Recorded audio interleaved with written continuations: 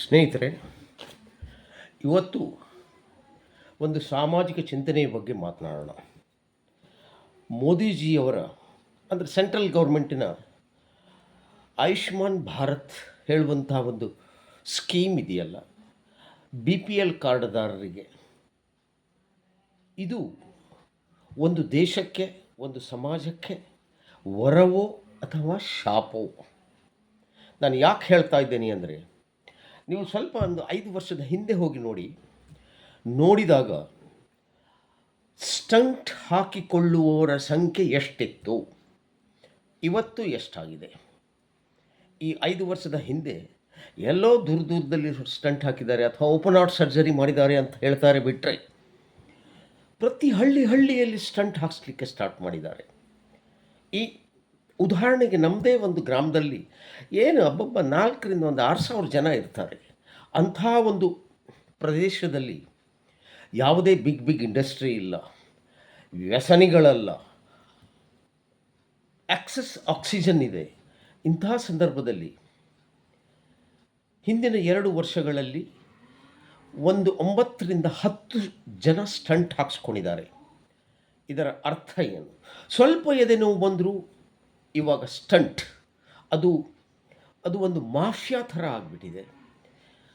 ಈ ಒಮ್ಮೆ ಸ್ಟಂಟ್ ಹಾಕ್ಸ್ಕೊಂಡ ಅಂತ ಹೇಳಾಯಿತು ಅಂದರೆ ಆ ಮನುಷ್ಯ ಜೀವನ ಪರ್ಯಂತ ಟ್ಯಾಬ್ಲೆಟನ್ನು ತಗೊಳ್ಳುವುದೇಯೋ. ಅಂದರೆ ಸರಾಸರಿಯಾಗಿ ಆ ಮೆಡಿಕಲ್ ಕನ್ಸಂಪ್ಷನ್ ಅಥವಾ ಮೆಡಿಸಿನ್ ಸೇಲ್ ಎಷ್ಟು ಹೆಚ್ಚಾಯಿತು. ಇದೇ ರೀತಿ ಇಡೀ ದೇಶಾದ್ಯಂತ ನಡೆಯುತ್ತಾ ಇದೆ. ಈಗ ಈ ಮಾಫಿಯಾದಲ್ಲಿ ಯಾರ್ಯಾರ ಕೈವಾಡ ಇದೆ? ಹಾಸ್ಪಿಟ್ಲ್ ಅಂತೂ ಆಯಿತು, ಟ್ಯಾಬ್ಲೆಟು ಮೆಡಿಸಿನ್ ಮ್ಯಾನುಫ್ಯಾಕ್ಚರ್ ಮಾಡೋರಂತೂ ಆಯಿತು, ಇನ್ನೂ ಯಾರ್ಯಾರ ಕೈವಾಡ ಇದೆ? ಒಂದು ಸ್ಟಂಟ್ ಹಾಕಿಸಿಕೊಂಡ ವ್ಯಕ್ತಿ ಮಾರಲಿ ಡೌನ್ ಆಗಿಬಿಡ್ತಾನೆ. ಇದಕ್ಕೆ ಕಡಿವಾಣ ಹಾಕುವವರು ಯಾರು? ಒಮ್ಮೆ ನನಗೆ ಅನಿಸಿದ್ದು, ಒಮ್ಮೆ ಸರ್ಕಾರದವರು ಈ ಆಯುಷ್ಮಾನ್ ಭಾರತ್ ಹೇಳುವಂಥದ್ದನ್ನು ಓಪನ್ ಹಾರ್ಟ್ ಸರ್ಜರಿ ಅಥವಾ ಸ್ಟಂಟ್ ಆಗಲಿಕ್ಕೆ ಆಗುವುದಿಲ್ಲ ಅಂತ ಡಿಕ್ಲೇರ್ ಮಾಡಿದರೆ ಮುಂದಿನ ದಿನಗಳಲ್ಲಿ ಸ್ಟಂಟ್ ಹಾಕ್ಸೋರೇ ಇರೋದಿಲ್ಲ. ಹಾಗಾದರೆ ಅವರಿಗೆ ಹಾರ್ಟ್ನು ಪೇಯ್ನ್ ಇಲ್ಲಾಗಿತ್ತ?